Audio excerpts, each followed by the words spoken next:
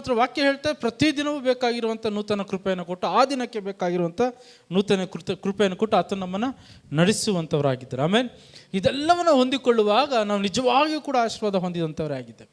ಆಮೇಲೆ ಹಲ್ಲೆಲೂಯಾ. ಪಕ್ಕದಲ್ಲವ್ರಿಗೆ ಹೇಳಿ, ನಿಜವಾಗ್ಲೂ ನೀವು ಆಶೀರ್ವಾದ ಹೊಂದಿದ್ದವ್ರೆ. ಆಮೇಲೆ ಆಮೇಲೆ ಏನಾಗಿದ್ದೀವಂತೆ? ನಿಜವಾಗಿಯೂ ಕೂಡ ಆಶೀರ್ವಾದ ಹೊಂದಿದವರು. ಸುಳ್ಳಾಗ ಆಶೀರ್ವಾದ ಹೊಂದಿಲ್ಲ, ನಿಜವಾಗಿಯೂ ಕೂಡ.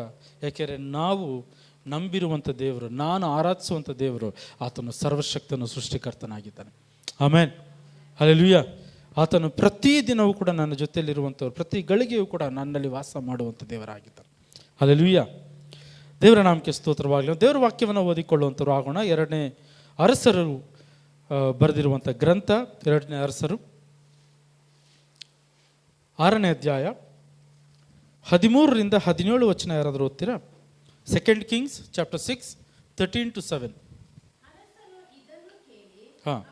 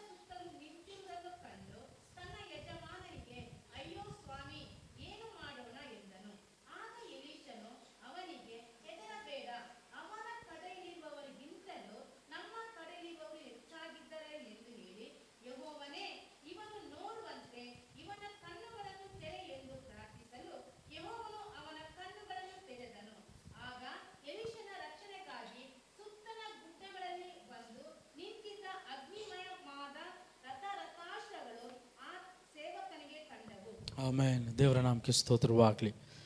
ಅನೇಕ ಬಾರಿ ನಾವು ಯೇಸುವನ್ನು ನಂಬಿರುವಂಥವರು, ಕ್ರಿಸ್ತನನ್ನು ನಂಬಿ ಆತನ ಮಕ್ಕಳಾಗಿರುವಂಥ ನಾವುಗಳು ಅನೇಕ ಕಾರ್ಯಗಳನ್ನು ನೋಡಿ ಭಯ ಬೀಳುವುದುಂಟು. ನಮ್ಮ ಸಮಸ್ಯೆಗಳಿರ್ಬೋದು, ನಮ್ಮ ಪರಿಸ್ಥಿತಿಗಳಿರ್ಬೋದು, ನಮ್ಮ ಆರ್ಥಿಕ ಪರಿಸ್ಥಿತಿಯನ್ನು ನೋಡುವಾಗ, ನಮ್ಮ ಬ್ಯಾಂಕ್ ಅಕೌಂಟ್ ನೋಡುವಾಗ, ಕೆಲವು ಸಮಯದಲ್ಲಿ ನಮ್ಮ ಮಾರ್ಕ್ಸ್ ಕಾರ್ಡಲ್ಲಿ ನಮ್ಮ ಮಾರ್ಕ್ಸ್ಗಳನ್ನು ನೋಡುವಾಗ, ಅನೇಕ ಪರಿಸ್ಥಿತಿಗಳಲ್ಲೂ ಕೂಡ ಅಸ್ವಸ್ಥತೆಗಳನ್ನು ನೋಡುವಾಗ, ಡಾಕ್ಟರ್ಸ್ ರಿಪೋರ್ಟ್ಗಳನ್ನು ನೋಡುವಾಗ ಅನೇಕ ಬಾರಿ ಭಯದಲ್ಲಿ ಬಿದ್ದು ಹೋಗುವಂಥವರಾಗಿದ್ದಾರೆ. ಆಮೇಲೆ ಹೌದಾ? ಸತ್ಯನಾ? ಅನೇಕ ಬಾರಿ ಭಯದಲ್ಲಿ ಬೀಳುವಂಥವರಾಗಿದ್ದೇವೆ. ಅದೇ ರೀತಿಯಾಗಿ ಇಲ್ಲಿ ಎಲೀಷ ಎನ್ನುವಂಥ ಒಬ್ಬ ಪ್ರವಾದಿಯ ಸೇವಕನು ಕೂಡ ಒಂದು ಕಾರ್ಯವನ್ನು ನೋಡಿ ಭಯ ಬೀಳ್ತಾ ಇರುವಂಥವನಾಗಿದ್ದಾನೆ. ಅಲ್ಲಿ ವಾಕ್ಯ ಈ ರೀತಿ ಹೇಳ್ತಾ 17ನೇ ವಚನದಲ್ಲಿ, ಯೆಹೋವನೇ ಇವನ್ನು ನೋಡುವಂತೆ, ಕ್ಷಮಿಸಿ 16ನೇ ವಚನದಿಂದ ನೋಡುವಂತರು ಆಗೋಣ. ಆಗ ಎಲೀಷನು, ಅಯ್ಯೋ ಸ್ವಾಮಿ, ಹೆದರಬೇಡ,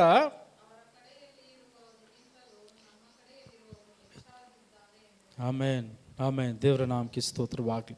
ಇಲ್ಲಿ ನಾವು ವಾಕ್ಯದಲ್ಲಿ ನೋಡುವಾಗ ಈ ಒಂದು 6ನೇ ಅಧ್ಯಾಯ ನೋಡುವಾಗ ಅಲ್ಲಿ ನೋಡ್ತಾ ಇದ್ದೇವೆ, ಇಲ್ಲಿ ಅರಾಮ್ಯರ ಅರಸನು ಇಸ್ರಾಯೇಲರಿಗೆ ವಿರುದ್ಧವಾಗಿ ಬರುವಂಥವ್ರಾಗಿದ್ದಾರೆ. ಬರಬೇಕಂತ ಆಲೋಚನೆ ಮಾಡ್ತಾರೆ. ಆಲೋಚನೆ ಮಾಡೋ ಪ್ರತಿಯೊಂದು ಬಾರಿಯೂ ಕೂಡ ಎಲೀಷನು ಹೇಗೋ ಮಾಡಿ ಅರಸನಿಗೆ ತಿಳಿಸ್ಕೊಳ್ತಾನೆ, ಈ ರೀತಿಯಾಗಿ ಅರಾಮ್ಯರ ಅರಸನು ಇಸ್ರಾಯೇಲ್ ವಿರುದ್ಧವಾಗಿ ಬರ್ತಾ ಇದ್ದಾನೆ, ಇಂಥ ಸ್ಥಳದಲ್ಲಿ ಇರುವಂಥವನಾಗಿದ್ದಾನೆ, ಈ ರೀತಿಯ ಪ್ಲ್ಯಾನ್ ಮಾಡ್ತಾ ಇದ್ದಾನೆ. ಪ್ರತಿ ಬಾರಿ ಅವ್ರು ಮಾಡುವಂಥ ಪ್ಲ್ಯಾನ್ಗಳೆಲ್ಲವೂ ಕೂಡ ಫೇಲ್ ಆಗ್ತಾ ಹೋಗ್ತಾ ಇರುವಂಥದ್ದಾಗಿ. ಏಕೆಂದರೆ ಇಸ್ರಾಯೇಲ್ ಅರಸನಿಗೆ ಎಲೀಷನು ತಿಳಿಸಿಕೊಡುವಾಗ, ಎಲೀಷನು ಆ ಒಂದು ಸ್ಥಳದಲ್ಲಿ ಜನರನ್ನು ಕಳಿಸುವಾಗ ಅದೇ ರೀತಿಯಾಗಿತ್ತು, ಅವರನ್ನು ಸೋಲಿಸ್ತಾ ಇದ್ದ ಅಥವಾ ಅವರನ್ನು ಓಡಿಸ್ತಾ ಇರುವಂಥವನಾದ. ಅದೇ ರೀತಿಯಾಗಿ ಇರುವಾಗ ಒಂದು ಬಾರಿ ಅರಾಮ್ಯ ಅರಸನು ಈ ರೀತಿ ಹೇಳ್ತಾನೆ, ನಮ್ಮಲ್ಲಿ ಯಾರೋ ಒಬ್ಬ ಸ್ಪೈ ಇದ್ದಾನೆ, ನಾವೇನು ಆಲೋಚನೆ ಮಾಡಿದ್ರು ಕೂಡ ಹೋಗಿ ಇಸ್ರಾಯೇಲ್ ಅರಸನಿಗೆ ಗೊತ್ತಾಗ್ತಾನೆ, ನಮ್ಮ ಪ್ಲ್ಯಾನ್ ಎಲ್ಲ ಫ್ಲಾಪ್ ಆಗ್ತಾ ಇದೆ, ಯಾಕೆ?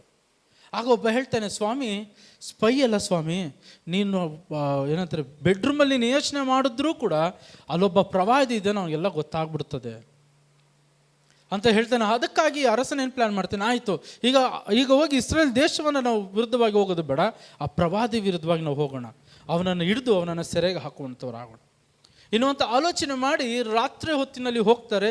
ಹೋಗಿ ಈ ಎಲೀಷನಿರುವಂಥ ಪ್ರಾಂತ್ಯ ಎಲ್ಲಿ ಅಂತ ಗೊತ್ತು ಮಾಡಿಕೊಂಡು ಆ ಪ್ರಾಂತ್ಯಕ್ಕೆ ಹೋಗಿ ಅವನನ್ನು ಸುತ್ತ ಹಾಕುವಂಥವ್ರು ಹಾಕಿರ್ತಾರೆ. ಅವನು ಹೊರ ಬರೋದಕ್ಕೆ ಆಗದೇ ಇರುವಂಥ ಒಂದು ಪರಿಸ್ಥಿತಿ ಆಗ್ತದೆ. ರಾತ್ರಿ ಹೊತ್ತು ಒಂದು ಕಾರ್ಯ ನಡೀತದೆ. ಬೆಳಿಗ್ಗೆ ಎಲೀಷನ ಸೇವಕನು ಮೊದಲು ಎದ್ದು ಹೊರ ಬರ್ತಾನೆ. ಬಂದು ನೋಡಿದ್ರೆ ಅರಾಮ್ಯರ ಸೈನ್ಯ ಸುತ್ತಲೂ ಇರುವಂಥದ್ದಾಗಿದೆ. ಓಡೋಗಿ ಅವನ ಯಜಮಾನಿಗೆ ಹೇಳ್ತಾನೆ, ಅವನ ಗುರು ಹೇಳ್ತಾನೆ, ಸ್ವಾಮಿ ನಮ್ಮ ಕತೆ ಮುಗಿದೋಯ್ತು, ನಾವೇನು ಆಚೆ ಹೋಗೋದಕ್ಕಾಗೋದಲ್ಲ, ನಮ್ಮನ್ನು ಕೊಂದು ಬಿಡ್ತಾರೆ ಅಥವಾ ನಮ್ಮನ್ನು ಸೆರೆಗೆ ಹಾಕ್ಬಿಡ್ತಾರೆ, ನಮಗೆ ಬೇರೆ ಪರಿಸ್ಥಿತಿಗಳೆಲ್ಲ, ಬೇರೆ ಆಪ್ಷನ್ನೇ ಇಲ್ಲ, ನಮ್ಮನ್ನು ಅವ್ರು ಹಿಡ್ಕೊಂಡು ಹೋಗ್ತಾರೆ. ಯಾಕೆಂದರೆ ಅರಾಮ್ಯನ ಅರಸನು ಅವನ ಸೈನ್ಯವು ನಮ್ಮನ್ನು ಸುತ್ತುವರೆದಿದೆ. ಏನು ಮಾಡಿದ್ದಾರಂತೆ? ಅವರನ್ನು ಸುತ್ತ ಅವರು ಕಂಪ್ಲೀಟಾಗಿ ನಾವು ಹೊರ ಹೋಗೋದಕ್ಕೆ ಆಗದೇ ಇರುವಂಥ ಪರಿಸ್ಥಿತಿಯಲ್ಲಿ ಸಿಕ್ಕಾಕ್ಸ್ಬಿಟ್ಟಿದ್ದಾರೆ. ಈಗ ನಾವೇನು ಮಾಡಬೇಕೋ ಗೊತ್ತಾಗೋದಿಲ್ಲ ಅಂತ ಹೇಳುವಾಗ ಆಗ ಅವನು ಹೇಳ್ತಾನೆ, ಆಗ ಎಲಿಷನು ಅವನಿಗೆ, ಹೆದರಬೇಡ, ಅವರ ಕಡೆಯಲ್ಲಿರುವವರಿಗಿಂತಲೂ ನಮ್ಮ ಕಡೆಯಲ್ಲಿರುವಂಥವರು ಹೆಚ್ಚಾಗಿದ್ದಾರೆ. ಅಲ್ಲಿ ಎಷ್ಟು ಜನ ಇದ್ದಾರೆ ಗೊತ್ತಾ? ಎಲಿಷನ ಶಿಷ್ಯ ಅವರಿಬ್ಬರನ್ನ ಬಿಟ್ಟರೆ ಬೇರೆ ಯಾರು ಇಲ್ಲ. ಆದರೆ ಎಲಿಷನ ಹೇಳ್ತಾ ಇದ್ದಾನೆ ಅವ್ರ ಕಡೆ 100 ಜನ ಇರ್ಬೋದೇನೋ, ಆದರೆ ನಮ್ಮ ಕಡೆ ಇರುವಂಥವ್ರು ಅವ್ರಿಗಿಂತ ಹೆಚ್ಚಿನವರು ಅಂತ ಹೇಳ್ತಾ ಇದ್ದಾನೆ. ಮೇ ಬಿ ಅವನ ಶಿಷ್ಯನು ಇವನು ಏನು ಮಾತಾಡ್ತಾ ಇವನಿಗೆ ಹುಚ್ಚಿಗಿಚ್ಚಿಡ್ದಿಲ್ಲ ಅಂದ್ಕೊಂಡಿರ್ಬೋದೇನೋ. ಅದಾದ ನಂತರ ಅವನು ಹೇಳ್ತಾ ಇದ್ದಾನೆ, ಆಗ ಎಲಿಷನು ಹೆಚ್ಚಾಗಿದ್ದಾರೆ ಅಂತ ಹೇಳಿ, ಯೆಹೋವನೇ ಇವನು ನೋಡುವಂತೆ ಇವನ ಕಣ್ಣುಗಳನ್ನು ತೆರೆ ಎಂದು ಪ್ರಾರ್ಥಿಸಲು ಯೆಹೋವನು ಅವನ ಕಣ್ಣುಗಳನ್ನು ತೆರೆದನು. ಆಗ ಎಲಿಷನ ರಕ್ಷಣೆಗಾಗಿ ಸುತ್ತಲ ಗುಡ್ಡಗಳಲ್ಲಿ ಬಂದು ನಿಂತಿದ್ದ ಅಗ್ನಿಮಯವಾದ ರಥಾಶ್ವಗಳು ಆ ಸೇವಕನಿಗೆ ಕಂಡವು ಅಂತ ವಾಕ್ಯ ಹೇಳ್ತಾರೆ. ಅಲ್ಲಿ ಅವನು ಭಯ ಬಿದ್ದು ಎಲಿಷನ್ ಹೇಳ್ತಾ ಇದ್ದಾನೆ, ಈ ರೀತಿ ನಮ್ಮ ಕತೆ ಮುಗ್ದೋಯ್ತು ಸ್ವಾಮಿ, ಏನು ಮಾಡಬೇಕು ಗೊತ್ತಿಲ್ಲ, ನಾವು ಹೊರೋದಕ್ಕೆ ಆಗೋದಿಲ್ಲ ಅನ್ನೋಂಥ ಪರಿಸ್ಥಿತಿಯಲ್ಲಿ ಅವನು ಹೇಳುವಾಗ ಆ ಒಬ್ಬ ಎಲಿಷನ್ ಹೇಳ್ತಾ ಇದ್ದಾನೆ, ಭಯ ಬಿಡಬೇಡ, ಅವ್ರ ಹತ್ರ ಎಷ್ಟು ಜನ ಇದ್ದಾರೆ ಅದಕ್ಕಿಂತ ಅಧಿಕವಾದಂಥ ಜನರು ನಮ್ಮ ಜೊತೆಲಿದ್ದಾರೆ. ಈಗ ಅವನು ದೇವರನ್ನು ಕೇಳ್ಕೊಂಡು, ದೇವರೇ ಇವನ ಕಣ್ಣುಗಳನ್ನು ತೆರೆದ ಕೂಡಲೇ ವಾಕ್ಯ ಹೇಳ್ತಾ ಇದೆ, ಅಲ್ಲಿ ಬೆಟ್ಟಗಳ ಮೇಲೆ ಗುಟ್ಟಗಳ ಮೇಲೆ ಇಲ್ಲಿರುವಂಥ ಜನರಿಗಿಂತ ರಥಾಶ್ವಗಳು ಆ ಒಂದು ಪೂರ್ತಿ ಸುತ್ತುವರೆದಿರುವಂಥದ್ದನ್ನು ನೋಡ್ತಾ ಇರುವಂಥವರಾಗಿದ್ದಾರೆ. ಆಮೇಲೆ ಹಲವು ಸಂದರ್ಭಗಳಲ್ಲಿ ನಾವು ಯಾವ ಕಡೆಗೆ ಹೋಗಬೇಕು ಗೊತ್ತಾಗೋದಿಲ್ಲ, ಆ ಪರಿಸ್ಥಿತಿಗಳಲ್ಲಿ ಏನು ಮಾಡಬೇಕು ಗೊತ್ತಾಗೋದಿಲ್ಲ. ಆದರೆ ಆ ಪರಿಸ್ಥಿತಿಗಳಲ್ಲಿ ನಮ್ಮ ಕಣ್ಣುಗಳು ತೆರೆದು ನೋಡಬೇಕಾಗಿರುವಂಥದ್ದಾಗಿ. ಅದಾದ ನಂತರ ನೋಡ್ತೇವೆ ಅವರು ಸೋತು ಹೋಗುವಂಥವ್ರು ಆಗ್ತಾರೆ. ಅದು ಯಾವ ರೀತಿ ಸೋತಾಗ್ತಾರೆ ಗೊತ್ತಾ? ಅದಾದ ನಂತರ ಎಲಿಷನ್ ಮತ್ತೆ ಪ್ರಾರ್ಥನೆ ಮಾಡ್ತಾನೆ, ಸೈನಿಕರ ಕಣ್ಣುಗಳು ಕುರುಡಾಗಲಿ ಅಂತ ಪ್ರಾರ್ಥನೆ ಮಾಡ್ತಾನೆ. ಅವರು ಕಾಣಿಸೋದಿಲ್ಲ. ಆಗ ಹೋಗಿ ಅವ್ರ ಹತ್ರ ಹೋಗಿ, ನೀವು ಯಾರು ನೋಡ್ತಾ ಇದ್ರೆ? ಎಲಿಷನ ನೋಡ್ತಾ ಇದ್ದೇವೆ. ಎಲಿಷನು ಅಂತೂ ನಿಲ್ಲಿಲ್ಲ ಅಂತೇಳಿ ನೇರ ಕರ್ಕೊಂಡೋಗಿ ಅರಸನ ಮುಂದೆ ತಗೊಂಡೋಗಿ ನಿಲ್ಲಿಸ್ತಾನೆ. ಅಲ್ಲಿ ಕಣ್ ತೆಗಿಯೋಕೆ ಹೇಳ್ತಾನೆ, ದೇವರಿಗೆ ಕೇಳ್ತಾನೆ. ಅವರ ಕಣ್ಣುಗಳು ತೆರಿತವೆ, ಸೈನಿಕರೆಲ್ಲರ ಕಣ್ಣುಗಳು ತೆರಿತವೆ. ತೆರೆದ ನಂತರ ಅವ್ರಿಗೆ ಇನ್ನೇನು ಮಾಡೋದು ಗೊತ್ತಿಲ್ಲ. ಯಾಕೆಂದರೆ ಅವರು ಎಲ್ಲಿದ್ದಾರೆ ಗೊತ್ತಾ? ಒಂದು ಸೈನ್ಯ ಮಧ್ಯದಲ್ಲಿ ಅವ್ರು ಸಿಕ್ಕಾಕೊಂಡಿದ್ದಾರೆ. ಅವನು ಇಸ್ರೇಲ್ ರಾಜ ಕೇಳ್ತಾನೆ, ಸ್ವಾಮಿ ಈಗ ಇವ್ರನ್ನೆಲ್ಲ ನಾನು ಸಂಹಾರ ಮಾಡಿಬಿಡ್ಲಾ ಅಂತ.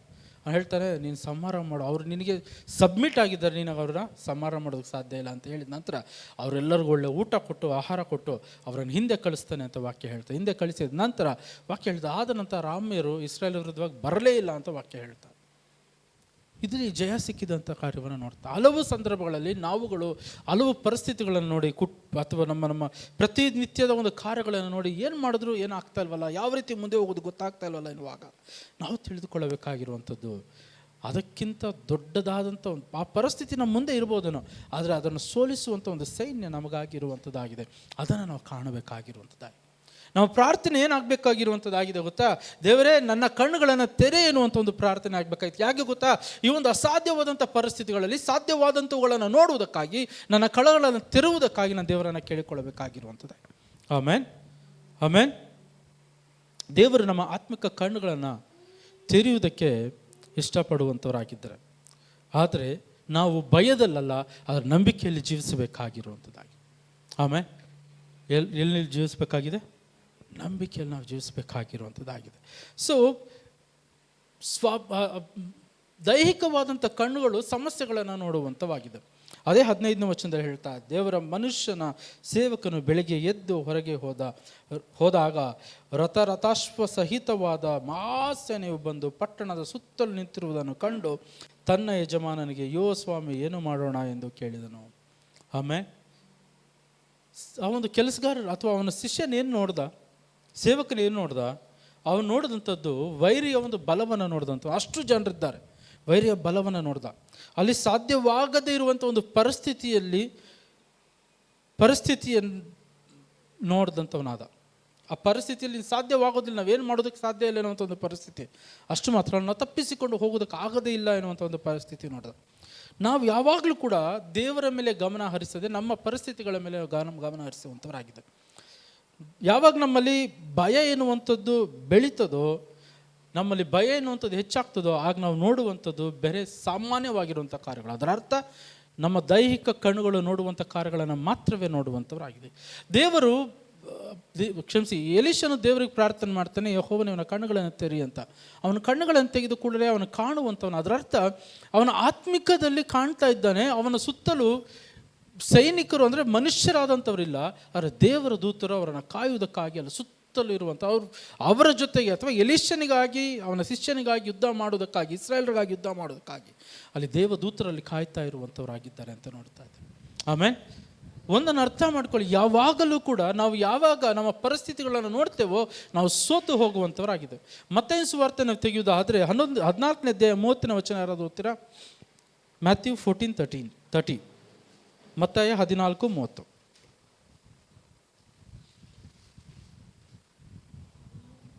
14ನೇ ಅಧ್ಯಾಯ 30ನೇ ವಚನ.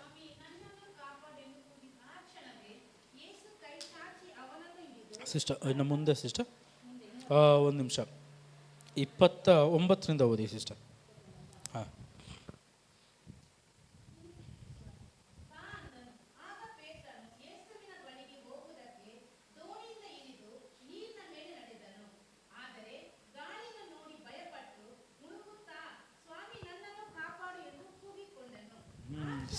ಸಾಕು ಸಿಸ್ಟರ್. ಇಲ್ಲಿ ಪೇತ್ರನ ವಿಷಯವಾಗಿ ಮಾತಾಡ್ತಾ ಇರುವಂಥದ್ದು. ಒಂದು ದಿನ ಯೇಸು ತನ್ನ ಶಿಷ್ಯರನ್ನು ಹಡಗಿನಲ್ಲಿ ಹೋಗೋದಕ್ಕೆ ಹೇಳಿ, ನೀವು ಹೋಗಿ ಇವಾಗ ಆಚೆದಕ್ಕೆ ಹೋಗಿ ನಾನು ಆನಂತರ ಬರ್ತೇನೆ ಅಂತ ಹೇಳುವಂಥವ್ರಾಗಿದ್ದಾರೆ. ಆ ರಾತ್ರಿ ವೇಳೆ ಹಡಗಿನಲ್ಲಿ ಅವ್ರು ಹೋಗ್ತಾ ಇರುವಂಥವ್ರಾಗಿ ನಮ್ಮೆಲ್ಲರಿಗೂ ತುಂಬ ಚೆನ್ನಾಗಿ ಗೊತ್ತಿರುವಂಥ ಒಂದು ಕಥೆ ಇದಾಗಿರುವಂಥದ್ದಾಗಿದೆ. ಹಡಗಿನಲ್ಲಿ ಹೋಗ್ತಾ ಇರುವಂಥವ್ರಾಗಿದ್ದಾರೆ. ಆ ಹೋಗುವಾಗ ಶಿಷ್ಯರು ಏನೋ ಒಂದು ಆಕಾರ ನೀರಿನ ಮೇಲೆ ನಡೆದುಕೊಂಡು ಬರ್ತಾ ಇರುವಂಥದ್ದನ್ನು ನೋಡ್ತಾ ಇರುವಂಥವ್ರಾಗಿದೆ. ಎಲ್ಲರೂ ಭಯ ಬೀಳುವಂಥವ್ರಾಗಿದೆ. ಭಯ ಬೀಳುವಾಗ ಯೇಸು ಹೇಳ್ತಾರೆ, ಭಯ ಬೀಳಬೇಡಿ, ನಾನು ಬರ್ತಾ ಇದ್ದೇನೆ ಅಂತ ಹೇಳುವಾಗ ಪೇತ್ರನು ಯಾವಾಗಲೂ ಅವನು ಸಾಮಾನ್ಯವಾಗಿ ಅವನು ದುಡುಕುವಂಥವನು, ಅನುಮಾನ ಬೀಳುವಂಥವನು. ಅವನ ತಕ್ಷಣ ನೀನಾದರೆ ನಾನು ಕೂಡ ನಿನ್ನಂತೆ ನಡಿಬೇಕು ನೀರಲ್ಲಿ, ನೀನೇ ನಿಜವಾಗಿಯೂ ನಡ್ಕೊಂಡು ಬರ್ತಾ ಇದೆಯಾ ಅಂದರೆ ಸ್ವಾಮಿ ನಾನು ನಿನ್ನ ಜೊತೆ ನಡಿಬೇಕು. ಯೇಸು ಹೇಳ್ತಾರೆ, ಆಯಿತು ಬಾ ಪೇತ್ರನೇ. ವಾಕ್ಯ ಹೇಳ್ತಾ ಇದೆ, ಅವನು ಹಡಗಿನಿಂದ ಕಾಲಾಚೆ ಇರ್ತಾನೆ, ನೀರಿನ ಮೇಲೆ ನಡೀತಾನೆ, ಸ್ವಲ್ಪ ಮೇ ಬಿ 1-2-3 ಹೆಜ್ಜೆಗಳು ಇಡ್ತಾನೇನೋ. ಇಟ್ಟ ಕೂಡಲೇ ಅಲ್ಲಿ ವಾಕ್ಯ ಹೇಳ್ತಾ ಇದೆ, ಆಗ ಪೇತ್ರನ ಯೇಸು ಬಳಿ ಹೋಗೋದಕ್ಕೆ ದೋಣಿಯಿಂದ ಇಳಿದು ನೀರಿನ ಮೇಲೆ ನಡೆದನು. ಆದರೆ ಗಾಳಿಯನ್ನು ನೋಡಿ ಭಯಪಟ್ಟು, ಆ ನೀರಿನ ಮೇಲೆ ನಡೀತಾ ಇದ್ದ ಜೋರಾದ ಗಾಳಿ ಇದ್ದದರಿಂದ, ಅಲೆಗಳು ಇದ್ದದರಿಂದ ಅವನು ಅದನ್ನು ನೋಡಿ ಭಯಪಟ್ಟನು. ಭಯಪಟ್ಟ ಕೂಡಲೇ ಏನಾಗ್ತಾಯಿತ್ತಂತೆ, ಅವನು ಮುನುಗುವುದಕ್ಕೆ ಪ್ರಾರಂಭವಾದನು ಅಂತ ವಾಕ್ಯ ಹೇಳ್ತಾರೆ. ಅವನ ಪರಿಸ್ಥಿತಿಗಳನ್ನು ನೋಡ್ದ. ಯೇಸುವಿನ ಮೇಲೆ ಎಲ್ಲಿವರೆಗೂ ಅವನು ಗಮನ ಇಟ್ಟಿದ್ನೋ ಅಥವಾ ದೃಷ್ಟಿ ಇಟ್ಟಿದ್ನೋ ಅಲ್ಲಿವರೆಗೂ ಅವನು ನೀರಿನ ಮೇಲೆ ನಡೀತಾ ಇದ್ದಂಥದ್ದು, ಅಸಾಧ್ಯವಾದಂಥ ಕಾರ್ಯ ಅವನು ಮಾಡ್ತಾ ಇದ್ದಂಥವನಾದ. ಯಾವಾಗ ಯೇಸುವಿನ ಮೇಲೆ ಗಮನವನ್ನು ಬಿಟ್ಟು ಅವನ ಪರಿಸ್ಥಿತಿಗಳ ಮೇಲೆ ಗಮನ ಇಟ್ಟನೋ ಅವನು ಮುಳುಗಿ ಹೋಗುವುದಕ್ಕೆ ಪ್ರಾರಂಭವಾದ ಅಂತ ವಾಕ್ಯ ಹೇಳ್ತಾರೆ. ಆ ನಂತರ ಅವನು ಹೇಳ್ತಾರೆ, ಸ್ವಾಮಿ ನನ್ನನ್ನು ಕಾಪಾಡು ಎಂದು ಕೂಗಿದನು ಅಂತ ಹೇಳ್ತಾರೆ. ಆನಂತರ ಯೇಸು ತನ್ನ ಕೈಯಿಂದ ಅವನನ್ನು ಮೇಲೆತ್ತಿದ್ರು ಅಂತ ಹೇಳ್ತಾ ಇರುವಂಥದ್ದು. ಅದರ ಅರ್ಥ ಏನು, ನಮ್ಮ ನ್ಯಾಚುರಲ್ ಕಣ್ಣುಗಳಿಂದ ಅಥವಾ ದೈಹಿಕವಾಗಿರುವಂಥ ಕಣ್ಣುಗಳಿಂದ ನಾವು ದೇವರನ್ನು ನಾವು ಗಮನಿಸದೆ ನಾವು ಲೋಕದ ಪರಿಸ್ಥಿತಿಗಳನ್ನು, ಲೋಕದ ಸಮಸ್ಯೆಗಳನ್ನು, ನಮಗಿರುವಂಥ ಒಂದು ಸಿಚುವೇಶನ್ಗಳನ್ನು, ಸರ್ಕಮ್ಸ್ಟಾನ್ಸಸ್ಗಳನ್ನು ನಾವು ಗಮನಿಸುವುದಾದರೆ ನಾವು ಖಂಡಿತವಾಗಿ ಬಿದ್ದು ಹೋಗುವಂಥವರಾಗಿದೆ. ಆಮೇಲೆ ಒಂದು ಚಿಕ್ಕ ಸಾಸಿವೆ ಕಾಳನ್ನು ತಗೊಳ್ಳಿ. ಸಾಸಿವೆ ಕಾಳು ನೋಡಿದಿರಲ್ಲ, ಅಡುಗೆ ಮಾಡೋರು ಗೊತ್ತು ಸಾಸಿವೆ ಕಾಳು. ಅಪ್ಪ ಅಡುಗೆ ಮಾಡೋರು ಸಾಸಿವೆ ಕಾಳು, ಅದು ಎಷ್ಟು ಚಿಕ್ಕದದು, ಅದೊಂದಷ್ಟು ದೂರ ಬಿದ್ದರೆ ಕಣ್ಣು ಕೂಡ ಕಾಣಿಸೋದಿಲ್ಲ, ಹೌದಾ? ಅದನ್ನು ತಗೊಂಡು ನೀವು ಕಣ್ಣತ್ರ ಇಟ್ಕೊಳ್ಳಿ. ಏನಾಗ್ತದೆ, ಕಣ್ಣತ್ರ ತುಂಬ ಹತ್ರ ಕಣ್ಣತ್ರ ಇಟ್ಕೊಳ್ಳೋದಾದ್ರೆ ಏನಾಗ್ತದೆ, ಅದರ ಆಚೆ ಇರುವಂಥದ್ದು ಏನೂ ಕೂಡ ಕಾಣಿಸೋದಿಲ್ಲ, ಹೌದಾ? ಅದನ್ನು ಸ್ವಲ್ಪ ದೂರ ತಗೊಂಡು ಹೋದರೆ ಸಾಸಿವೆ ಕಾಳು ಕಾಣಿಸೋದಿಲ್ಲ. ಏನು ಹೇಳ್ತಾ ಇದ್ದೇನೆ, ಯಾವಾಗ ನಮ್ಮ ಪರಿಸ್ಥಿತಿಗಳನ್ನು ತುಂಬ ಹತ್ತಿರದಿಂದ ನಾವು ನೋಡೋದಾದರೆ, ತುಂಬ ಗಮನ ಇಟ್ಟು ನೋಡೋದಾದರೆ ಬೇರೆ ಏನೂ ಕೂಡ ನಮ್ಗೆ ಕಾಣಿಸೋದಿಲ್ಲ, ಎಲ್ಲ ಬ್ಲರ್ ಆಗ್ತದೆ, ಎಲ್ಲವೂ ಕೂಡ ಏನು ಇಲ್ಲದೇ ಇರುವಂಥದ್ದು ಆಗ್ತದೆ. ಯಾವಾಗ ನಮ್ಮ ಪರಿಸ್ಥಿತಿಯನ್ನು ದೂರ ಇಟ್ಟು ದೇವರ ಕಡೆ ನಾವು ನೋಡುವಂಥವ್ರಾಗ್ತೇವೋ ಆ ಪರಿಸ್ಥಿತಿ ನಮಗೆ ಕಾಣಿಸದೇ ಇರುವಂಥದ್ದು, ಪರಿಸ್ಥಿತಿ ಕಾಣಿಸೋದೇ ಇಲ್ಲ. ಯಾಕೆ ಗೊತ್ತಾ, ನಮ್ಮ ಗಮನವೆಲ್ಲವೂ ಕೂಡ ಆತನ ಮೇಲಿರುವಂಥದ್ದಾಗಿ. ಯಾರ ಮೇಲಿದೆ ನಮ್ಮ ಗಮನ? ದೇವರ ಮೇಲಿರುವಂಥದ್ದಾಗಿ. ಆತನ ಮೇಲೆ ಇರುವುದರಿಂದ ಆತನು ನನ್ನ ಪರಿಸ್ಥಿತಿಗಳನ್ನು ಸರಿ ಮಾಡುವಂಥವರಾಗಿದ್ದಾರೆ. ಅದಕ್ಕೆ ವಾಕ್ಯ ಹೇಳ್ತಾರೆ, ಮಾರ್ಗ ಇಲ್ಲದೆ ಇರುವಂಥ ಸ್ಥಳಗಳಲ್ಲಿ ಆತನ ಮಾರ್ಗವನ್ನು ಮಾಡಿಕೊಡುವಂಥವರಾಗಿದ್ದಾರೆ. ಅಸಾಧ್ಯವಾದ ಕಾರ್ಯಗಳನ್ನು ಸಾಧ್ಯವಾಗಿ ಮಾರ್ಪಾಡು ಮಾಡುವಂಥವರಾಗಿದ್ದಾರೆ. ಆಮೇಲೆ ನಮ್ಮ ಕೈಲಿ ಸಾಧ್ಯ ಇಲ್ಲ.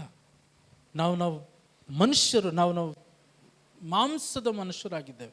ನಮ್ಮ ಕೈಲಿ ಸಾಧ್ಯವಾಗದ ಕಾರ್ಯಗಳು ಬೇಕಾದಷ್ಟಿದ್ದಾವೆ. ಆದರೆ ವಾಕ್ಯ ಹೇಳ್ತಾರೆ, ಆತನ ಕೈಯಲ್ಲಿ ಅಸಾಧ್ಯವಾದಂಥ ಕಾರ್ಯವು ಒಂದೂ ಕೂಡ ಇಲ್ಲ ಅಂತ ಹೇಳ್ತಾರೆ. ಆಮೇಲೆ ಎಲ್ಲವೂ ಸಾಧ್ಯ. ಪಕ್ಕದಲ್ಲಿರೋರು ಹೇಳಿ, ನಿಮ್ಮ ಪರಿಸ್ಥಿತಿ ಏನೋ ಗೊತ್ತಿಲ್ಲ, ಆದರೆ ಆತನ ಕೈಯಲ್ಲಿ ಎಲ್ಲವೂ ಸಾಧ್ಯ. ಆಮೇಲೆ ಹೇಳಿ ಪಕ್ಕದಲ್ಲಿರೋರಿಗೆ, ಆತನ ಕೈಯಲ್ಲಿ ಎಲ್ಲವೂ ಸಾಧ್ಯ. Everything is possible. Amen amen. ನನ್ನ ಕೈಯಲ್ಲಿ ಆಗದಿರೇ ಇರ್ಬೋದೇನೋ, ನನ್ನ ಪರಿಸ್ಥಿತಿಗಳು ನೋಡಿದ್ರೆ ಆಗೋದಿಲ್ವೇನೋ, ನನ್ನ ಮಾರ್ಕ್ಸ್ ಕಾರ್ಡ್ ನೋಡಿದ್ರೆ ಖಂಡಿತ ನನ್ನ ಕೆಲಸ ಸಿಕ್ಕೋದಿಲ್ವೇನೋ, ನನ್ನ ರಿಪೋರ್ಟ್ಸ್ ನೋಡೋದಾದರೆ ಖಂಡಿತ ನಾನು ಉಳಿಯೋದಿಲ್ವೇನೋ, ಆದರೆ ಆತನ ಕೈಯಲ್ಲಿ ಎಲ್ಲವೂ ಕೂಡ ಸಾಧ್ಯ. ಆಮೇನ್ ಆಮೇನ್. ನಾನು ಯಾವಾಗಲೂ ಹೇಳ್ತಾ ಇರ್ತೀನಿ ಎಕ್ಸಾಂಪಲ್, ಬಟ್ ಮತ್ತೊಂದು ಬಾರಿ ಇವತ್ತು ಹೇಳೋದಕ್ಕೆ ಒಂದು ಅವಕಾಶ. ನನ್ನ ವೈಫ್ ಕ್ಯಾನ್ಸರ್ ಡಯಾಗ್ನೋಸ್ ಆದಾಗ, ಕ್ಯಾನ್ಸರ್ ಅಂತ ಗೊತ್ತಾಯಿತು, ಟ್ರೀಟ್ಮೆಂಟ್ ಪ್ರಾರಂಭ ಮಾಡೋದಕ್ಕೆ ಮುಂಚಿತವಾಗಿ ಡಾಕ್ಟ್ರ್ ಹತ್ರ, ಬ್ಯಾಪ್ಟಿಸ್ಟಲ್ಲಿ ಡಾಕ್ಟರ್ ವಿಷ್ಣು ಅಂತ ಒಬ್ಬರಿದ್ದರು, ಸರ್ಜರಿ ಡಾಕ್ಟರ್. ಅವ್ರ ಹತ್ರ ಮಾತಾಡ್ತಾ ಅವ್ರನ್ನ ಕೇಳಿದೆ, ಟ್ರೀಟ್ಮೆಂಟ್ ಮಾಡಿ ಆಪ್ರೇಷನ್ ಮಾಡಿದ ನಂತರ ಕಂಪ್ಲೀಟ್ ಕ್ಯೂರ್ ಆಗುತ್ತಾ ಅಂತ. ಅವ್ರು ಒಂದು ಕೆಲಸ ಮಾಡಿದ್ರು. ಏನು ಮಾಡಿದ್ರು ಗೊತ್ತಾ? ಫಸ್ಟು ನಿಮ್ಮ ವೈಫ್ನ ಆಚೆ ಕಳಿಸಿ ಅಂದರು. ಆಚೆ ಕಳಿಸಿದೆ. ಆಚೆ ಹೋದ ನಂತರ ಅವ್ರು ಹೇಳಿದ್ರು, ನೋಡಿ 3rd ಸ್ಟೇಜಲ್ಲಿದ್ದಾರೆ, ಈ ಥರ ಕೇಸಸ್ ನಾವು ನೋಡಿರುವಂಥದ್ದು ಮ್ಯಾಕ್ಸಿಮಮ್ ಅಂದರು 7 ವರ್ಷ ಬದುಕ್ತಾರೆ, ಆಮೇಲೆ ಅವ್ರು ಬದುಕೋದು ಮ್ಯಾಕ್ಸಿಮಮ್ ಇಲ್ಲ, ಚಾನ್ಸಸ್ ಇಲ್ಲವೇ ಇಲ್ಲ ಅಂತ ಹೇಳಿದ್ರು. ಇವಾಗ ಅವರು 12 ವರ್ಷ ಅವರು ಟ್ರೀಟ್ಮೆಂಟ್ ಮುಗಿದು. ಆಮೇಲೆ ಅಂದರೆ ಡಾಕ್ಟರ್ಸ್ ಅನೇಕ ಕಾರ್ಯಗಳು ಹೇಳ್ಬೋದೇನೋ, ಅವ್ರ ರಿಪೋರ್ಟ್ಸ್ ಅವ್ರಿಗೆ ಹೇಳುವಂಥ ಕಾರ್ಯಗಳು ಬೇರೆ ಆಗಿದ್ದಾವೆ, ಆದರೆ ನನ್ನ ದೇವರ ರಿಪೋರ್ಟ್ ಬೇರೆ ಆಗಿರುವಂಥದ್ದು. ನಾವೇನನ್ನ ನಂಬುವಂಥವ್ರಾಗಿ. ಆಮೇಲೆ ಆಮೇಲೆ ಸೊ ನಮ್ಮ ಪರಿಸ್ಥಿತಿ, ಅವ್ರ ಕ್ಯಾನ್ಸರ್ ಟ್ರೀಟ್ಮೆಂಟ್ ಪ್ರಾರಂಭ ಮಾಡುವಾಗ ನನ್ನ ಪರಿಸ್ಥಿತಿ ಯಾವ ರೀತಿ ಇತ್ತು ಅಂದರೆ, ನನ್ನ ಹತ್ರ ₹1 ಕೂಡ ಇರಲಿಲ್ಲ. ನನ್ನ ಪರಿಸ್ಥಿತಿ ನೋಡುವಾಗ ನನಗೇನೂ ಗೊತ್ತಿಲ್ಲ, ದೇವರೇ ನಾನು ಏನು ಮಾಡ್ತೀನೋ ಗೊತ್ತಿಲ್ಲ, ನಿಮ್ಮ ಕೈಲಿ ಒಪ್ಪಿಸ್ಕೊಡ್ತಾನೆ. ಆದರೆ ಆ ಕ್ಯಾನ್ಸರ್ ಟ್ರೀಟ್ಮೆಂಟ್ ಎಲ್ಲ ಮುಗಿಯೋವರೆಗೂ ಕೂಡ ₹1 ಕೂಡ ನಮ್ಗೆ ಯಾವುದೇ ರೀತಿಯ ಕೊರತೆ ಇಲ್ಲದಂತೆ ದೇವರು ನಡೆಸ್ತಂಥವ್ರು ಆದರು. ಆಮೇಲೆ ಯಾರ ಹತ್ರ ಕೂಡ ₹1 ಸಾಲ ಮಾಡದಂತೆ ದೇವರು ನಡೆಸ್ತಂಥವ್ರಾದರು.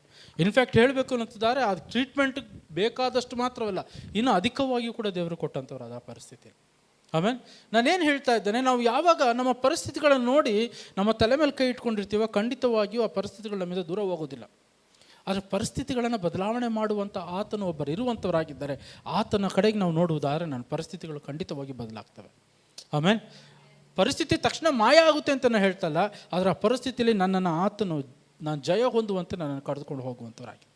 ಆಮೇಲೆ ಪರಿಸ್ಥಿತಿ ಮಾಯ ಆದರೆ ಏನಾಗ್ತದೆ ಗೊತ್ತಾ?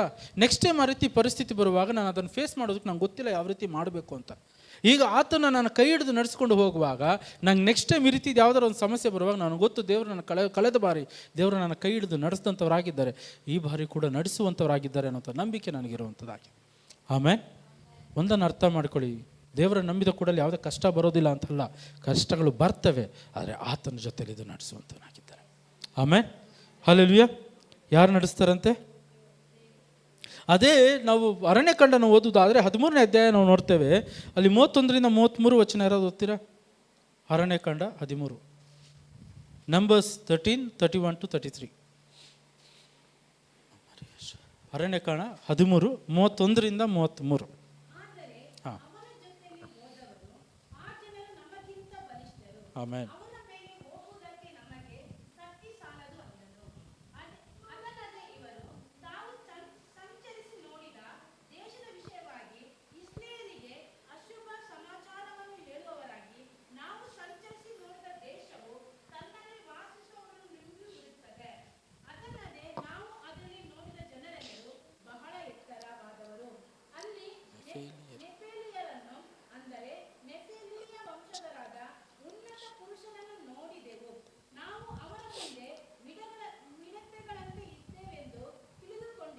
ಆಮೇಲೆ ಇಲ್ಲಿ ವಾಕ್ಯ ಏನು ಹೇಳ್ತಾ ಇದೆ? ಇಲ್ಲಿ 10 ಜನ, ಮೋಶೆ 10 ಜನನ ಕಳಿಸುವಂಥವ್ನ ಕಾನಾನ್ ದೇಶವನ್ನು ಸಂಚರಿಸಿ ನೋಡ್ಕೊಂಡು ಬನ್ನಿ ಅಂತ ಹೇಳುವಂಥವ್ರಾಯಿತು. ಹೋಗಿ ಬಂದಂಥ ಜನರಲ್ಲಿ 8 ಜನ ಈ ಒಂದು ರಿಪೋರ್ಟ್ ಕೊಡ್ತಾರೆ. ಏನು ಹೇಳ್ತಾರೆ ಅಂತ, ಅವರ ದೈಹಿಕವಾದಂಥ ಕಣ್ಣುಗಳನ್ನು ನೋಡಿರುವಂಥ ಕಾರ್ಯಗಳನ್ನು. ಆ ಜನರು ತುಂಬ ಬಲಿಷ್ಠರು, ತುಂಬ ಸೈನ್ಯಗಳು ಚೆನ್ನಾಗಿದ್ದಾವೆ, ಅಲ್ಲಿರುವಂಥ ನೆಫಿಲಿಯರು ತುಂಬ ಎತ್ತರವಾದಂಥ ಜನರು, ಅವರನ್ನು ನಾವು ಸೋಲಿಸೋದಕ್ಕಾಗೋದಿಲ್ಲ. ಅವ್ರ ಮುಂದೆ ನಾವು ನಿಲ್ಲುವುದಾದರೆ ಯಾವ ರೀತಿ ಕಾಣ್ತೇವಂತೆ? ಮಿಡತೆಗಳಂತೆ ಕಾಣುವಂಥವರಾಗಿದ್ದೇವೆ ಅಂತ ಹೇಳಿ ಇವೆಲ್ಲ ಕಾರ್ಯಗಳನ್ನು ಅವ್ರು ಹೇಳ್ತಾ ಇರುವಂಥವರಾಗಿದ್ದಾರೆ. ಇವನ್ನು ಹೇಳಿದ ನಂತರ ಏನಾಗ್ತದೆ? ಆ ಇಸ್ರೇಲ್ ಜನರು ಆ ಒಂದು ಕಾನಾನ್ ದೇಶವನ್ನು ಪಡೆದುಕೊಳ್ಳಬಹುದು ಎನ್ನುವಂಥ ನಂಬಿಕೆ ಏನಿತ್ತೋ ಅದು ಸಂಪೂರ್ಣವಾಗಿ ಹೋಯಿತು ಅಂತ ನೋಡ್ತಾ ಇದ್ದೀವಿ. ದೈಹಿಕ ಕಣ್ಣಲ್ಲಿ ನೋಡುವಂಥವು ನಮ್ಮ ನಂಬಿಕೆಯನ್ನು ಕಳಿಸುವಂಥವಾಗಿದೆ, ಅಥವಾ ನಂಬಿಕೆಯನ್ನು ಸಂಪೂರ್ಣವಾಗಿ ಹಾಳು ಮಾಡುವಂಥವಾಗಿದೆ. ಅದಕ್ಕಾಗಿಯೇ ನಾವು ದೈವಿಕ ಕಣ್ಣುಗಳನ್ನು ನೋಡುವಂಥ ಕಾರ್ಯಗಳಿಗೆ ನಾವು ಆತ್ಮಿಕ ಕಣ್ಣುಗಳನ್ನು ತೆರೆದು ನೋಡುವಾಗ ಖಂಡಿತವಾಗಿಯೂ ಜಯವನ್ನು ನಾವು ಕಾಣುವಂಥ, ಅದೇ ಯೆಹೋಶುವ ಮತ್ತು ಕಾಲೇಬರು ಹೇಳ್ತಾ ಇರುವಂಥವ್ರು ಅಂತಾರೆ, ಅದೆಲ್ಲವೂ ಪರವಾಗಿಲ್ಲ, ಆದರೆ ನಾವು ಗೆಲ್ಲಬಹುದು, ನಾವು ಹೋಗ್ಬೋದು, ನಾವು ಪಡೆದುಕೊಳ್ಳಬಹುದು, ಬನ್ನಿ ಹೋಗೋಣ ಅಂತ ಹೇಳೋದಾದರೆ ಜನರೆಲ್ಲರೂ ಕೂಡ 8 ಜನ ಹೇಳಿದಂಥ ರಿಪೋರ್ಟನ್ನು ಕೇಳಿಸ್ಕೊಂಡು ಭಯ ಬಿದ್ದು ಯಾರು ಕೂಡ ಮುಂದೆ ಬರಲಿಲ್ಲ ಅಂತ ವಾಕ್ಯ ಹೇಳ್ತಾ ಇರುವಂಥದ್ದಾಗಿ. ಆಮೇಲೆ ದೈಹಿಕ ಕಣ್ಣಲ್ಲಿ ನಾವು ಸಮಸ್ಯೆಗಳನ್ನು ನೋಡುವಂಥವರಾಗಿದೆ, ಪರಿಸ್ಥಿತಿಗಳನ್ನು ನೋಡುವಂಥವರಾಗಿದೆ, ನಮ್ಮ ಸುತ್ತಲಿರುವಂಥ ಕಾರ್ಯಗಳನ್ನು ನೋಡುವಂಥವರಾಗಿದೆ. ಆದರೆ ನಾವು ಆತ್ಮಿಕ ಕಣ್ಣುಗಳನ್ನೇ ನೋಡಬೇಕಾಗಿರುವಂಥದ್ದಾಗಿದೆ. ಅದೇ 2ನೇ ಅರಸರು ನಾವು ತೆಗೆಯುವುದಾದರೆ 6ನೇ ಅಧ್ಯಾಯ 16 ಮತ್ತು 17 ವಚನ ಈ ರೀತಿ ಹೇಳ್ತಾರೆ. ಆಗ ಎಲೀಷನು ಅವನಿಗೆ, ಹೆದರಬೇಡ, ಅವರ ಕಡೆಯಲ್ಲಿರುವವರಿಗಿಂತಲೂ ನಮ್ಮ ಕಡೆಯಲ್ಲಿರುವವರು ಹೆಚ್ಚಾಗಿದ್ದಾರೆ ಎಂದು ಹೇಳಿ, ಯೆಹೋವನೇ ಇವನು ನೋಡುವಂತೆ ಇವನ ಕಣ್ಣುಗಳನ್ನು ತೆರೆ ಎಂದು ಪ್ರಾರ್ಥಿಸಲು ಯೆಹೋವನು ಅವನ ಕಣ್ಣುಗಳನ್ನು ತೆರೆದರು. ಆಗ ಎಲೀಷನ ರಕ್ಷಣೆಗಾಗಿ ಸುತ್ತನ ಗುಡ್ಡಗಳಲ್ಲಿ ಬಂದು ನಿಂತಿದ್ದ ಅಗ್ನಿಮಯವಾದ ರಥಾಶ್ವಗಳು ಆ ಸೇವಕನಿಗೆ ಕಂಡವು ಅಂತ ವಾಕ್ಯ ಹೇಳ್ತಾರೆ. ಅಲ್ಲಿ ದೈಹಿಕ ಕಣ್ಣಲ್ಲಿ ನೋಡಿದ ಭಯ ಬಿದ್ದ. ಇಲ್ಲಿ ದೇವರಿಗೆ ಅವನು ಎಲೀಷನ ಪ್ರಾರ್ಥನೆ ಮಾಡಿದ ಕೂಡಲೇ ಅವನ ಆತ್ಮಿಕ ಕಣ್ಣುಗಳು ತೆರೆದವು. ಇಲ್ಲಿ ಅವನೇ ನೋಡ್ತಾ ಇದ್ದಾನೆ, ವಾಕ್ಯ ಹೇಳ್ತಾ ಇದೆ, ಎಲೀಷನ ರಕ್ಷಣೆಗಾಗಿ ಸುತ್ತಣ ಗುಡ್ಡಗಳಲ್ಲಿ ಬಂದು ನಿಂತಿದ್ದ ಅಗ್ನಿಮಯವಾದ ರಥಾಶ್ವಗಳು ಆ ಸೇವಕನಿಗೆ ಕಂಡವು. ಎಲೀಷನು ಕಂಡಂಥದ್ದು ಅಲ್ಲಿ ದೇವರ ಒಂದು ಸೈನ್ಯವನ್ನು ಕಾಣುವಂಥವನಾಗಿದ್ದಾನೆ. ಅದೇ ಎಲೀಷನ ಶಿಷ್ಯನು ಕಾಣ್ತಾ ಇರುವಂಥವನಾಗಿದ್ದಾನೆ, ದೇವರ ಭದ್ರತೆಯನ್ನು ಕಾಣ್ತಾ ಇರುವಂಥ. ಅದಕ್ಕೆ ಹೇಳ್ತಾರೆ, ಎಲೀಷನ ರಕ್ಷಣೆಗಾಗಿ ದೇವರವನನ್ನು ಕಾಯುವುದಕ್ಕಾಗಿ ಕಳಿಸಿದಂಥವರಾಗಿದ್ದಾರೆ. ಅಷ್ಟು ಮಾತ್ರವಲ್ಲ, ದೇವರ ಮಹಾಬಲವನ್ನು ಅಲ್ಲಿ ಕಾಣ್ತಾ ಇರುವಂಥವನಾಗಿದ್ದಾನೆ. ಆಮೇನ್. ದೇವರು ಎಲೀಷನ ಶಿಷ್ಯನ ಕಣ್ಣುಗಳನ್ನು ತೆರೆದ ಕೂಡಲೇ ಅವನು ನೋಡಿದಂಥದ್ದು ಅಲ್ಲಿ ಸುತ್ತಲೂ ಇದ್ದಂಥ ಅಗ್ನಿಮಯವಾದ ರಥಾಶ್ವಗಳನ್ನು ಅವನ ಕಂಡಂಥವನಾದ ಅಂತ ನೋಡುತ್ತಾ ಇದ್ದ. ಆಮೇನ್. ನಾವು ನಮ್ಮ ಕಣ್ಣು ಕಾಣಿಸ್ತಾ ಇಲ್ಲ ಅಂತ ಹೇಳಿ ದೇವರು ಇಲ್ಲ ಅಂತ ಅರ್ಥ ಅಲ್ಲ. ನನ್ನ ಪರಿಸ್ಥಿತಿಯಲ್ಲಿ ನಾನು ದೇವರನ್ನು ಅಥವಾ ದೇವರ ಕಾರ್ಯಗಳನ್ನು ಅನುಭವಿಸ್ತಾ ಇಲ್ಲ ಅಂತ ಅಂದ ಕೂಡಲೇ ದೇವರ ಕಾರ್ಯ ಮಾಡ್ತಾ ಇಲ್ಲ ಅಂತಲ್ಲ. He is always there with you, he is always ready to help you. ಯಾವಾಗಲೂ ನಿಮ್ಮ ಜೊತೆಲಿದ್ದು ನಿಮಗೆ ಸಹಾಯ ಮಾಡೋದಕ್ಕೆ ಆತನು ಸಿದ್ಧನಾಗಿರುವಂಥವನೇ ಆಗಿದ್ದಾನೆ.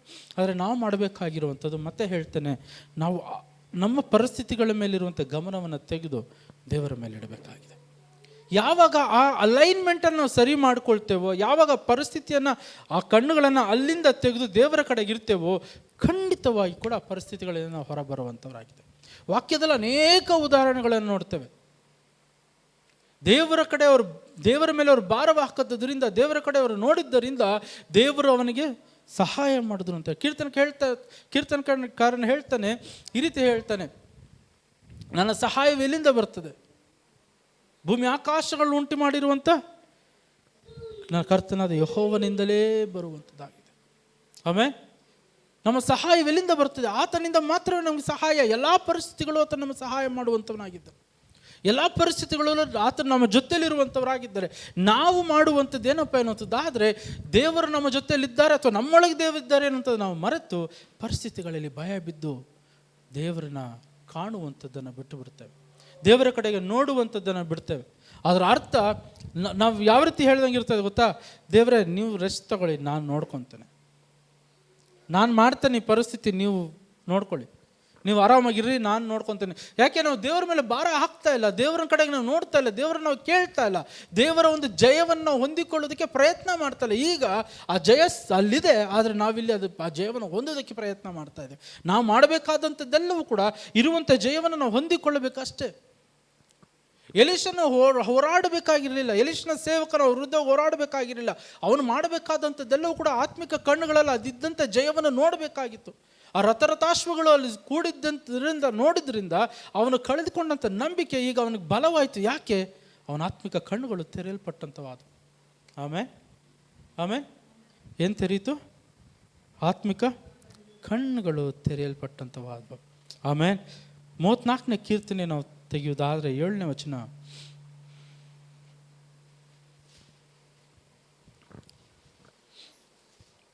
Psalms 34:7.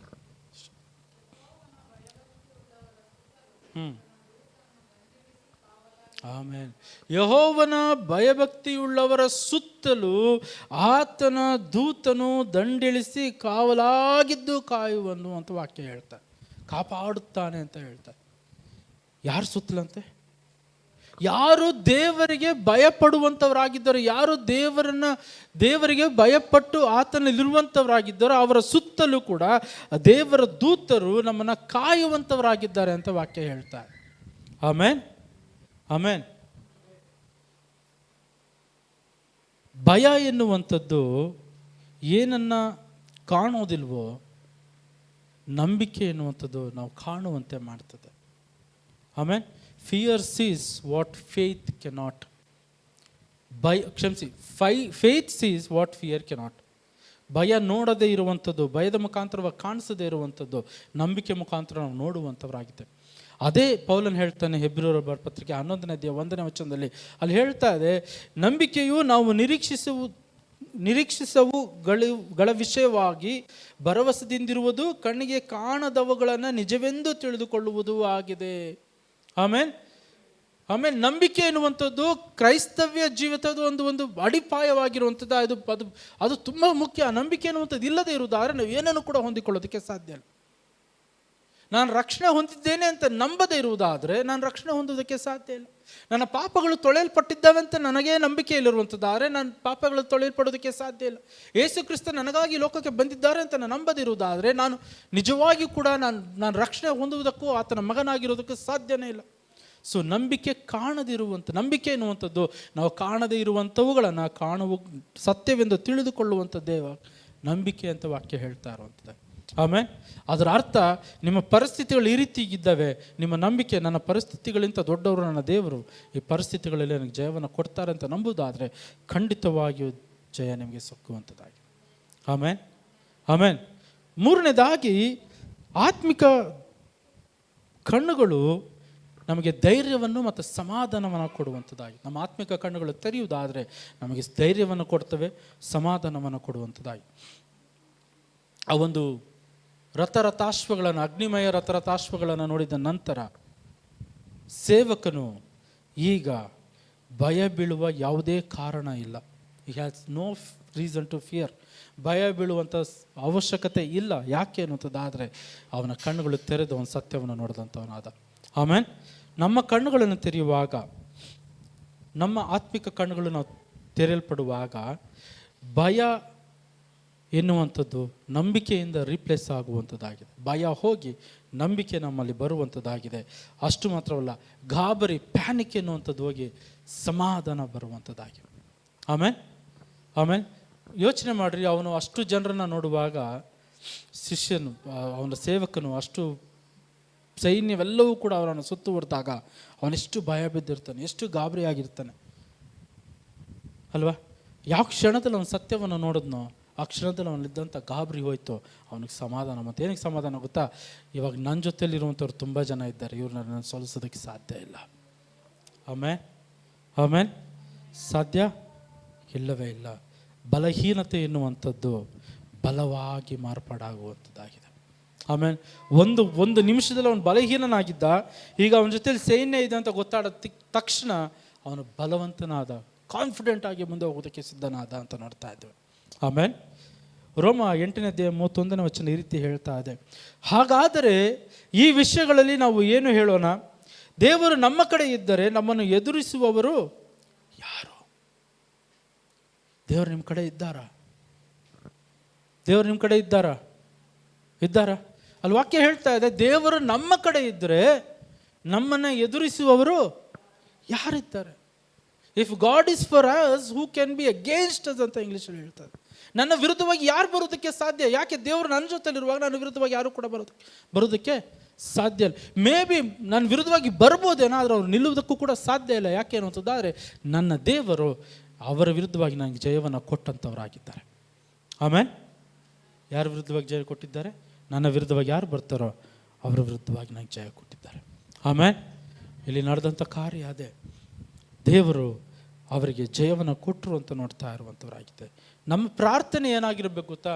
ದೇವರೇ, ನನ್ನ ಕಣ್ಣುಗಳನ್ನು ತೆರೆ ಎನ್ನುವಂಥದ್ದು ನಮ್ಮ ಪ್ರಾರ್ಥನೆ ಆಗಿರುವಂಥದ್ದಾಗಿ. ಎಲೀಷನು ಶಿಷ್ಯನು ಹೇಳಿದ ಕೂಡಲೇ ಎಲೀಷನು ಯಾವುದೇ ರೀತಿ ತಲೆ ಕೆಡಿಸ್ಕೊಳ್ಳಿಲ್ಲ.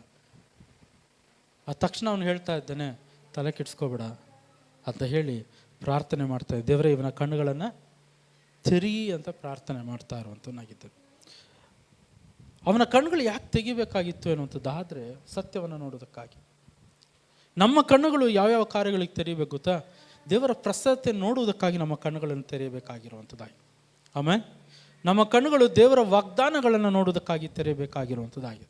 ದೇವರ ಉದ್ದೇಶವನ್ನು ನೋಡೋದಕ್ಕೆ ತೆರೆಯಬೇಕು, ದೇವರ ಬಲವನ್ನು ನೋಡೋದಕ್ಕೆ ತೆರೆಯಬೇಕಾಗಿರುವಂಥದ್ದಾಗಿ. ಎಫೆಸದವರ ಬರೆದ ಪತ್ರಿಕೆ 1ನೇ ಅಧ್ಯಾಯ ಈ ರೀತಿ ಹೇಳ್ತಾ ಇದೆ.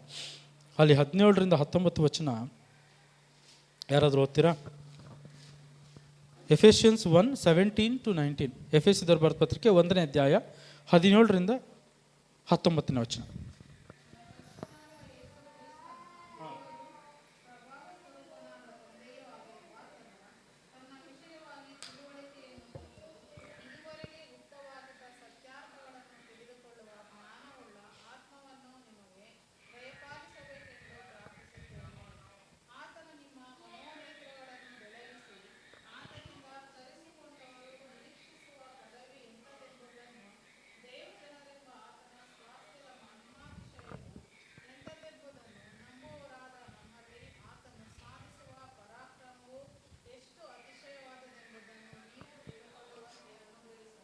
ಆಮೇನ್. ಪೌಲನಲ್ಲಿ ಪ್ರಾರ್ಥನೆ ಮಾಡ್ತಾ ಏನು ಹೇಳ್ತಾ ಇದ್ದಾನೆ ಅಲ್ಲಿ ವಚನದಲ್ಲಿ 18ನೇ ವಚನ ಅಲ್ಲಿ ಹೇಳ್ತಾ ಇದೆ, ಅವನೇನು ಪ್ರಾರ್ಥಿಸ್ತಾನಂತೆ, ಆತನು ನಿಮ್ಮ ಮನೋರೇತ್ರಗಳನ್ನು ಬೆಳಗಿಸಿ ಆತನಿಂದ ಕರೆಸಿಕೊಂಡವರು ನಿರೀಕ್ಷಿಸುವ ಪದವಿ ಎಂಥದ್ದೆಂಬುದನ್ನು ದೇವಜನರೆಂಬ ಆತನ ಸ್ವಾಸ್ಥ್ಯದ ಮಹಾತಿಶಯವು ಎಂಥದ್ದೆಂಬುದನ್ನು ನಂಬುವವರಾದ ನಮ್ಮಲ್ಲಿ ಆತನು ಸಾಧಿಸುವ ಪರಾಕ್ರಮವು ಎಷ್ಟು ಅತಿಶಯವಾದದ್ದೆಂದು ನೀವು ತಿಳಿದುಕೊಳ್ಳುವಂತೆ ಅನುಗ್ರಹಿಸಲಿ ಅಂತ ಹೇಳ್ತಾ ಇದೆ.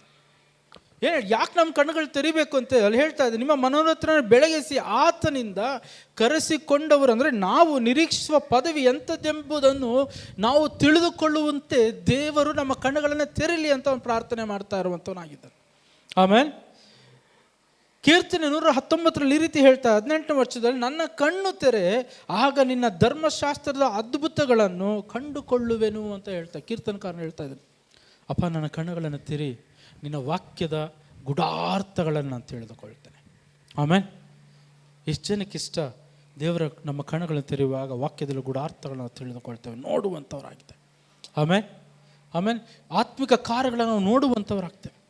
ಆಮೇಲೆ ನಾವು ಆರಾಧಿಸುವಾಗ ದೂತರು ನಮ್ಮ ಜೊತೆಲಿ ಆರಾಧನೆ ಮಾಡ್ತಾರೆ ಅಂತ ಹೇಳುವಂಥವರಾಗಿದೆ, ಅವರುಗಳನ್ನು ನಾವು ಕಾಣಬಹುದಾಗಿರುವಂಥದ್ದಾಗಿ. ಆತ್ಮಿಕದಲ್ಲಿ ನಡೆಯುವಂಥ ಕಾರ್ಯಗಳನ್ನು ನಾವು ಕಾಣುವಂಥವರಾಗಿ, ನಮ್ಮ ಹಿಂದೆ ಪರಿಸ್ಥಿತಿಗಳು ಹಿಂದೆ ಏನೇ ನಡೀತಾ ಇದ್ದಂಗೆ ಕಾಣಬಹುದಾಗಿರುವಂಥದ್ದಾಗಿದೆ. ಒಂದನ್ನು ಅರ್ಥ ಮಾಡ್ಕೊಳ್ಳಿ, ಆತ್ಮಿಕ ಲೋಕ ಎನ್ನುವಂಥದ್ದು ಒಂದಿರುವಂಥದ್ದಾಗಿದೆ. ಸ್ಪಿರಿಚುವಲ್ ರಿಲಮ್ ಅನ್ನುವಂಥ ಸತ್ಯ, ಅಲ್ಲಿ ನಡೆಯುವಂಥ ಕಾರ್ಯಗಳು ಸತ್ಯ, ಅದು ವಾಕ್ಯದಲ್ಲಿ ನಾವು ತಿಳಿದುಕೊಳ್ಳುವಂಥವರಾಗಿದ್ದೇವೆ. ಅಲ್ಲಿ ನಡೆಯುವಂಥ ಕಾರ್ಯಗಳು ನಮ್ಗೆ ತಿಳಿಬೇಕು ಅನ್ನುವಂಥದ್ದಾರೆ, ನಮ್ಮ ಆತ್ಮಿಕ ಕಣ್ಣುಗಳು ತೆರೀಲೇಬೇಕು, ಅದರ ಮುಖಾಂತರವನ್ನು ನಾವು ಕಾಣುವಂಥವರಾಗಿದ್ದೇವೆ. ಆಮೇಲೆ ಸೊ ಅಲ್ಲಿ ಹೇಳ್ತಾ ಧರ್ಮಶಾಸ್ತ್ರ ಅದ್ಭುತಗಳನ್ನು ನಾವು ಕಂಡುಕೊಳ್ಳುವುದಕ್ಕಾಗಿ ನಮ್ಮ ಆತ್ಮಿಕ ಕಣ್ಣುಗಳು ತೆರೆಯಬೇಕಾಗಿರುವಂಥದ್ದಾಗಿದೆ. ಮಾನಸಿಕ ಕಣ್ಣುಗಳು ತೆರೀತವೆ, ಯಾವಾಗಲೂ ತೆರೆದೇ ಇರ್ತವೆ, ಎಲ್ಲವನ್ನು ನೋಡ್ತೇವೆ. ಆದರೆ ಈ ಕಣ್ಣುಗಳು ಕಾಣದೇ ಇರುವಂಥ ಕಾರ್ಯಗಳು ಅನೇಕ ಇರುವಂಥವಾಗಿದೆ, ಆ ಕಣ್ಣುಗಳು ತೆರೆಯಬೇಕಾಗಿರುವಂಥದ್ದಾಗಿ. ಆಮೇಲೆ ಯುದ್ಧ ಎನ್ನುವಂಥದ್ದು ಬದಲಾಗಲಿಲ್ಲ. ಅಲ್ಲಿ ಎಲೀಷನ ಸುತ್ತುವರೆದಂಥ ಜನರು ಪರಿಸ್ಥಿತಿ ನೋಡುವಾಗ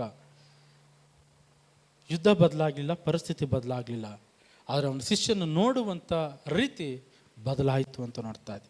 ಮೊದಲು ಅವನು ಭಯದಿಂದ ನೋಡಿ ಭಯ ಬಿದ್ದ, ಈಗ ನೋಡಿ ಅವನು ಧೈರ್ಯದಿಂದ ಇದ್ದಾನೆ. ಯಾಕೆನ್ನುವಂಥದ್ದಾದರೆ ಇವನಿಗಿರುವಂಥ ಸೈನಿಕರು ಅರಾಮ್ಯರ ಸೈನಿಕರಿಗಿಂತ ಹೆಚ್ಚಿನವರಾಗಿರುವಂಥವರಾಗಿದ್ದಾರೆ. ಆಮೇಲೆ ಅವತ್ತು ನಡೆದಂಥ ಒಂದು ದೊಡ್ಡ ಅದ್ಭುತ ಕಾರ್ಯ ಅವರು ಗೆದ್ದಂಥದ್ದಲ್ಲ, ಅಥವಾ ಅರಾಮ್ಯರ ಸೇನೆಯು ಸೋತು ಹೋದಂಥದ್ದಲ್ಲ. ಅಲ್ಲಿ ನಡೆದಂಥ ಒಂದು ದೊಡ್ಡ ಅದ್ಭುತ ಕಾರ್ಯ ಏನಪ್ಪ ಅನ್ನೋಂಥದ್ದಾದರೆ ಆ ಸೇವಕನ ಕಣ್ಣುಗಳು ತೆರೆಯಲ್ಪಟ್ಟಂಥವು. ಆಮೇಲೆ ಅವನ ಕಣ್ಣುಗಳು ತೆರಲಿಲ್ಲ ಅನ್ನುವಂಥದ್ದಾದ್ರೆ ಅವನಲ್ಲಿ ಅಪನಂಬಿಕೆ ಇರ್ತಾ ಇತ್ತು, ಅವನಲ್ಲಿ ಭಯ ಇರ್ತಾ ಇತ್ತು. ಅವನ ಕಣ್ಣುಗಳು ತೆರೆದವು. ಈಗ ಅಲ್ಲಿಂದ ಮೇ ಬಿ ನಮ್ಮ ಮುಂದೆ ಅವನ ಜೀವನದಲ್ಲಿ ಅವನು ನೋಡುವಂಥ ರೀತಿಯೇ ಬೇರೆ ಇರುವಂಥದ್ದಾಗಿದೆ.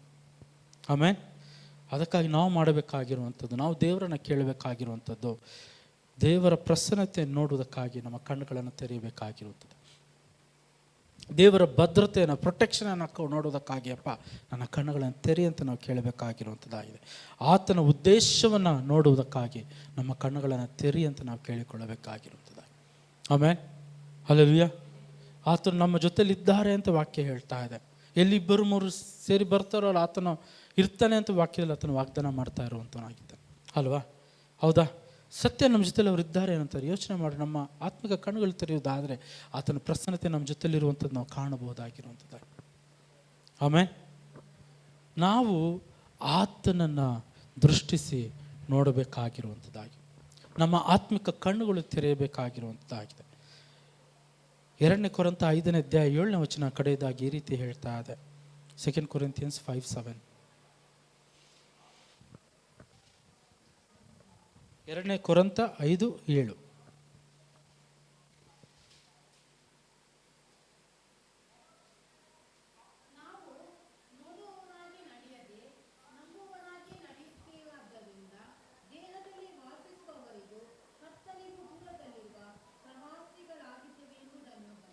ಆಮೇಲೆ ನಾವು ನೋಡುವವರಾಗಿದ್ದು ಹಾಗೆ ನಡೆಯದೆ ನಂಬುವವರಾಗಿಯೇ ನಡೆಯುತ್ತೇವೆ. ಯಾವ ರೀತಿ ನಾವು ನಂಬುವವರಾಗಿ ನಡೆಯುವುದಕ್ಕೆ ಸಾಧ್ಯ?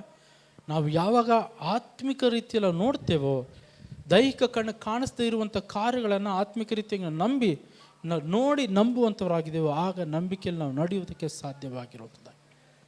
ಕಣ್ಣುಗಳನ್ನು ನೋಡಿ ನಾವು ನಂಬುವಂಥದ್ದಲ್ಲ. ಕಣ್ಣುಗಳನ್ನು ನೋಡಿ ತಕ್ಷಣ ನಾವು ಏನು ಹೇಳ್ತೇವೆ, ಭಯ ಬೀಳುವಂಥದ್ದಲ್ಲ. ನಾವು ನೋಡುವಂಥ ಕಾರ್ಯಗಳು ಅನೇಕ ಬಾರಿ ನಮ್ಮನ್ನು ಮೋಸಪಡಿಸಬಹುದಾಗಿರುವಂಥದ್ದಾಗಿದೆ.